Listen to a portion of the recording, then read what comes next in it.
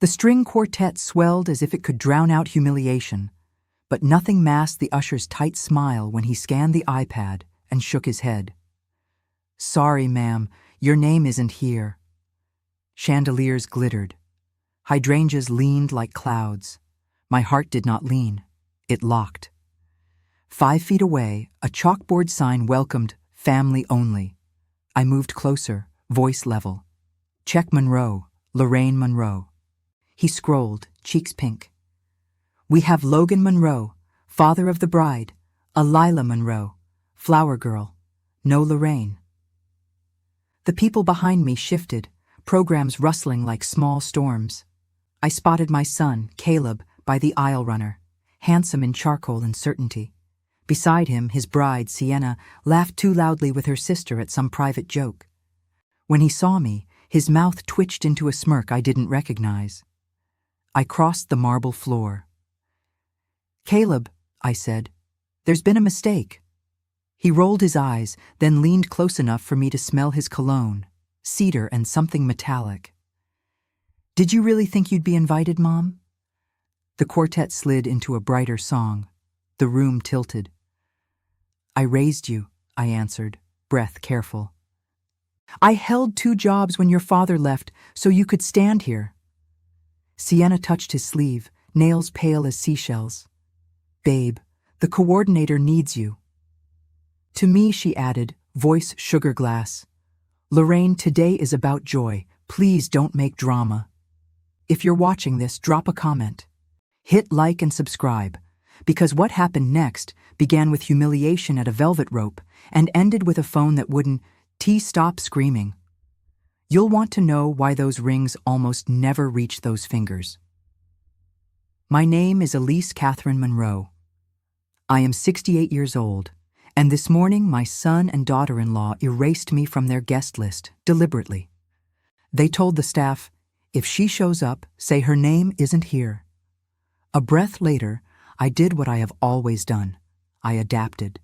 I smiled at the usher, thanked him for the clarity, and walked out through the lobby where the lilies smelled like guilt.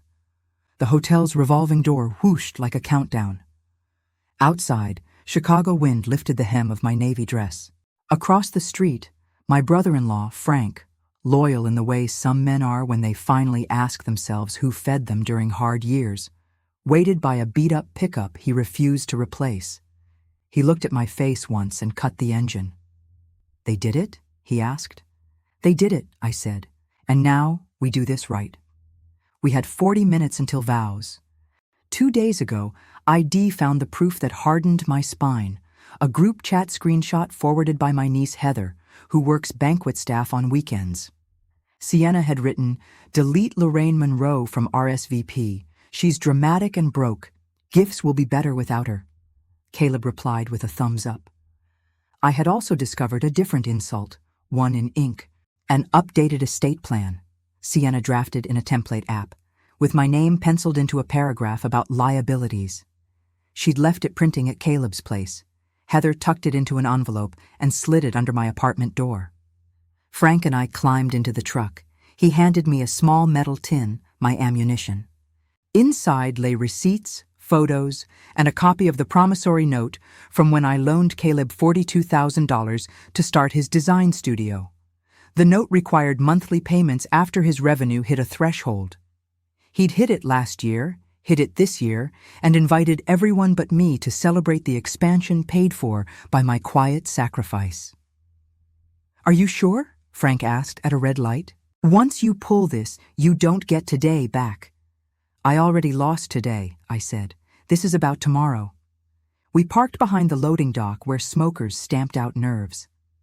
I texted someone saved as Ruth, attorney, a woman who once helped me fight a crooked landlord and who loved terms like injunctive relief the way some people love pie. "It happened," I wrote. "Proceed?" Her reply came in 9 seconds. "Proceed." Inside, the hotel hummed. The ceremony space had a balcony level, where latecomers and apparently uninvited mothers could look down like ghosts. I climbed, Frank behind me, carrying nothing but the tin and a calm that felt like ice water in the veins. Below, the coordinator aligned people like chess pieces. Sienna's mother, Paula, wore champagne silk and the expression of a woman who polishes futures with other people's money. Caleb laughed with Logan, Sienna's father, new mentor, old wine. My phone buzzed. Heather. Sound check, mics on, phones tucked. You have a 5-minute window before vows. I leaned over the brass railing and pressed the tin to my chest.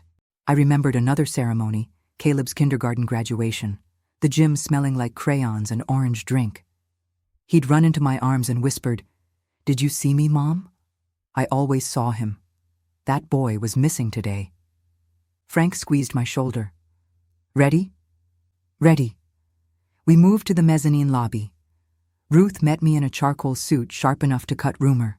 I served notice to Caleb's registered business email, she said, handing me copies. Demand for repayment per the note. If he contacts me within 72 hours, we'll negotiate. If not, we file. She paused. Are you sure you want him to get this during the ceremony? No, I said. I want him to get it before he says vows he can't keep. Ruth's mouth twitched. Then we trigger the second part. She turned to Frank. You still have the number? He grinned, producing a burner phone. Set on speed dial. Ruth explained like a conductor. At speak now or forever hold your peace, you initiate the call loop. Each call plays a pre-recorded voicemail that says calmly, "This is formal notice of demand for payment as executed by your signature, Mr. Caleb Monroe. Please check your email. Time sensitive. It will redial if unanswered. 20 cycles." I swallowed. It's mean. It's legal, Ruth said, and unforgettable. We took our places as the ushers dimmed the lights. Music shifted to the song Caleb chose when he was 12 and loved movie soundtracks, the one we played in the car while we dreamed out loud. I clenched the rail. The procession began. Flower girl, ring bearer, groomsmen, bridesmaids. Sienna appeared at the end of the aisle, veil soft as fog. People sighed. I gripped the tin, thinking of all the tins I had reused to store holiday cookies and overdue hope. The officiant smiled. Friends and family, we are gathered. Frank's thumb hovered over the phone. To celebrate the union of Caleb and Sienna. Heather texted, "Mike's live." I breathed once, twice. Somewhere a memory unfolded. Caleb's tiny hand holding mine across a street. Don't let go. I hadn't. He had. Speak now, the officiant invited, or forever hold your peace. Frank pressed call. Across the aisle, Caleb's pocket buzzed. He ignored it, then frowned. Buzz, buzz, buzz.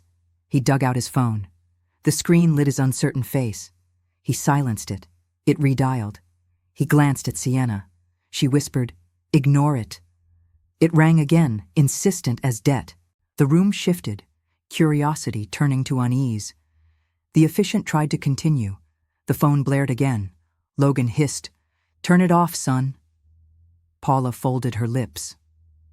On the balcony, Ruth nodded once. I closed my eyes as Caleb finally answered, lifted the phone, and heard my voice, recorded last night in one steady take. This is formal notice of demand for payment as executed by your signature, Mr. Caleb Monroe. Please check your email. Time sensitive. His eyes shot upward, found me, wide with something I hadn't seen since he was little. Fear. I didn't move.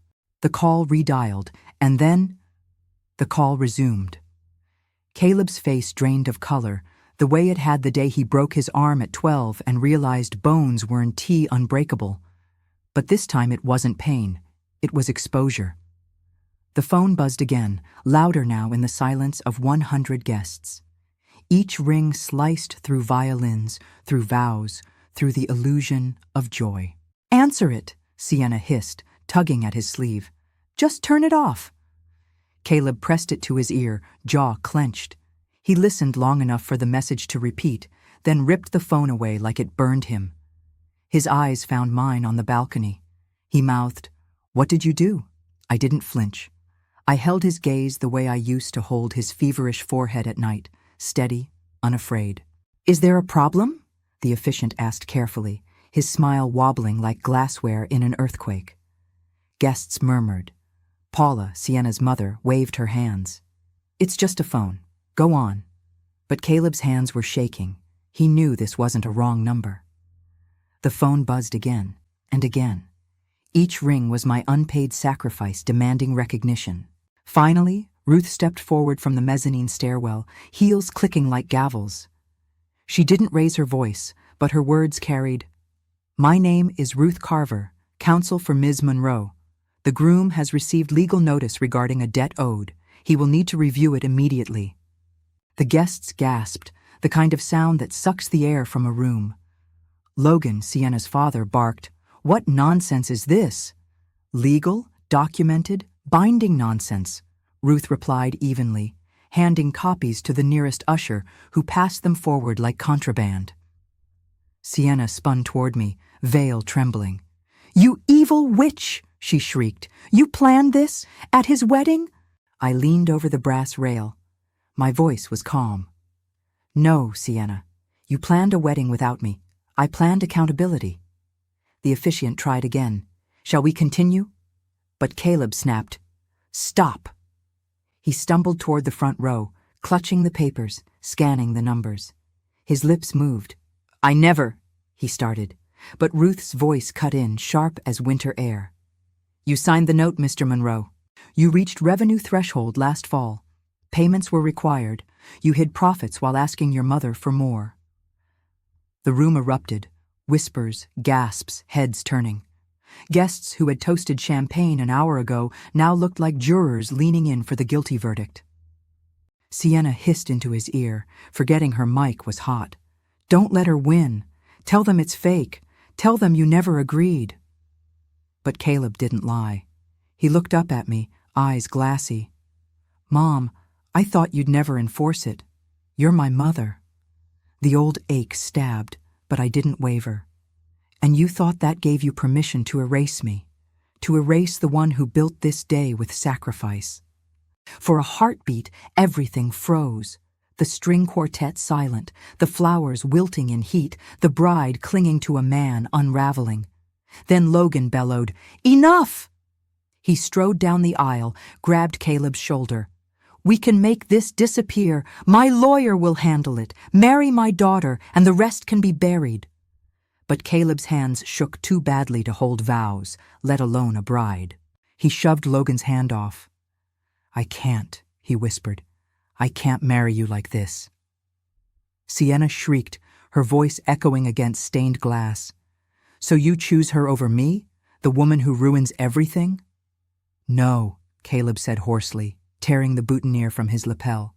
"I choose honesty, something I haven't had in months." He staggered toward the doors, guests parting like a tide. His phone buzzed one last time, then fell silent.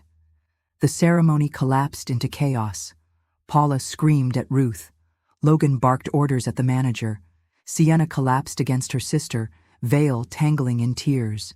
And I walked out quietly, tin still in my hands, wind cool on my face.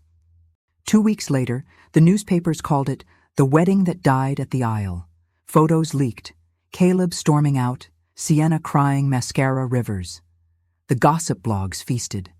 But beneath the spectacle, real changes took root. Caleb came to my apartment one night, eyes hollow, body thinner. He dropped the folded promissory note on my table. "I'm sorry," he said simply. "I thought pushing you out would make me strong. Instead, it made me small." I poured him tea. We didn't speak of repayment then. We spoke of Harold, his father, and the way love turns brittle when pride outweighs gratitude. He stayed the night on the couch, like he was 20 again. The debt didn't vanish. He began monthly payments, smaller than the contract demanded, but steady, honest. And every check carried his signature, a reminder that even betrayal can be rewritten in ink.